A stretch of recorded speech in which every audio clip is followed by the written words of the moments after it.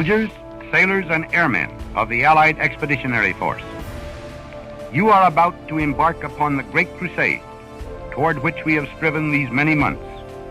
The eyes of the world are upon you. The hopes and prayers of liberty-loving people everywhere march with you. In company with our brave allies and brothers in arms on other fronts, you will bring about the destruction of the German war machine, the elimination of Nazi tyranny over the oppressed peoples of Europe, and security for ourselves in a free world. Your task will not be an easy one. Your enemy is well-trained, well-equipped, and battle-hardened. He will fight savagely. But this is the year 1944. Much has happened since the Nazi triumphs of 1940-41. The United Nations have inflicted upon the Germans great defeats in open battle, man to man. Our air offensive has seriously reduced their strength in the air and their capacity to wage war on the ground. Our home fronts have given us an overwhelming superiority in weapons and munitions of war, and placed at our disposal great reserves of trained fighting men. The tide has turned. The free men of the world are marching together to victory. I have full confidence in your courage, devotion to duty, and skill in battle. We will accept nothing less than full victory. Good luck, and let us all beseech the blessing of Almighty God upon this great and noble undertaking. 1944 will see the greatest sacrifice of life by the British and American armies.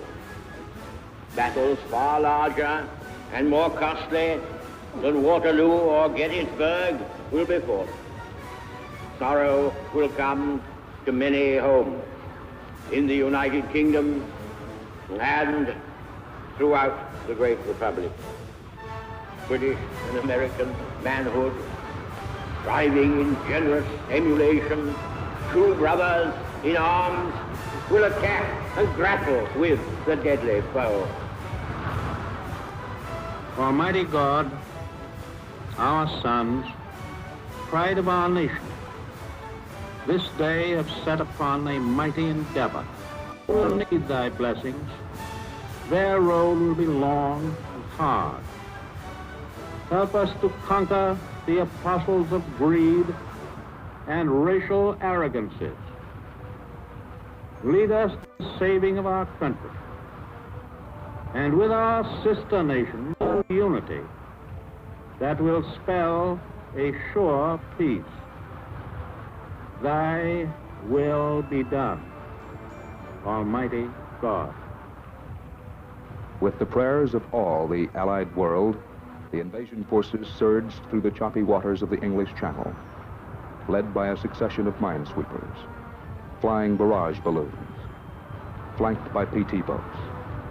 They carved a path through the German minefields to their appointed stations on the coast of France.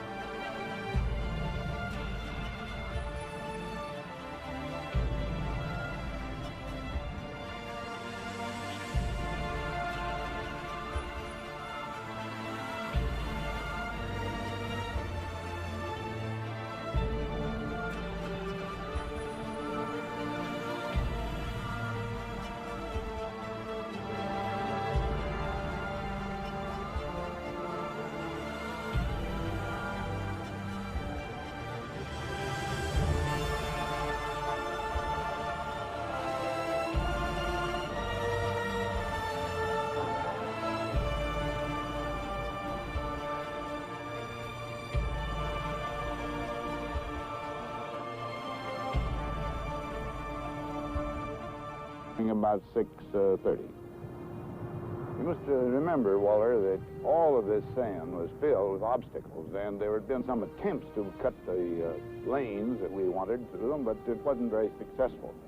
So out behind that, we were loading equipment and hoping to get it in. For example, the swimming tanks that we wanted to have to lead the attack, there were, out of one group of 28 of them, 20 of them were just turned over and drowned at the bottom of the ocean. Now, some of the men, fortunately, got out, but there's where they were. And of all the artillery, and I forget how many batteries, I think it was 3 battalions of these we wanted to get in that day, we got in 1 battery. These guns just turned over in this rough weather, and there they were. So everything was gone wrong, it could go wrong. And as I say, finally, the thing that pulled us out was the bravery and the courage and the initiative of the American GI. That's what did it.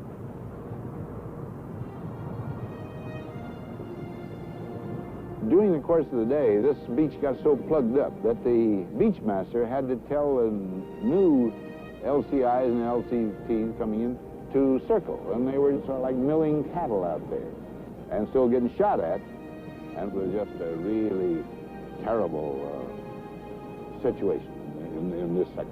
Now, some of them, you remember, had been in these crowded ships for 4 days. Remember, we'd had a 1 day of postponement.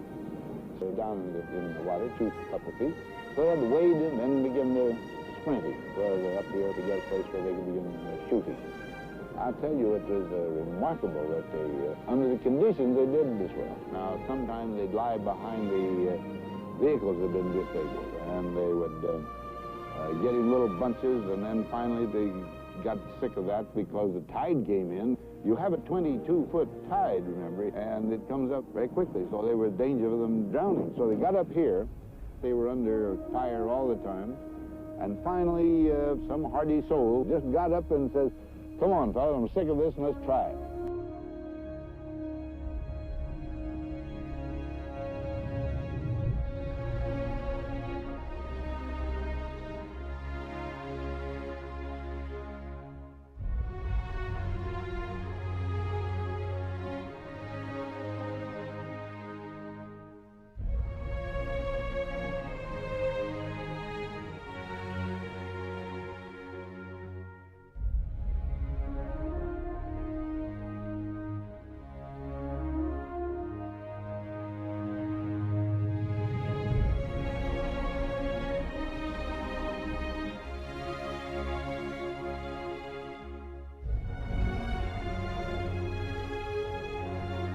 The young men, 18, 19, hardly more than boys.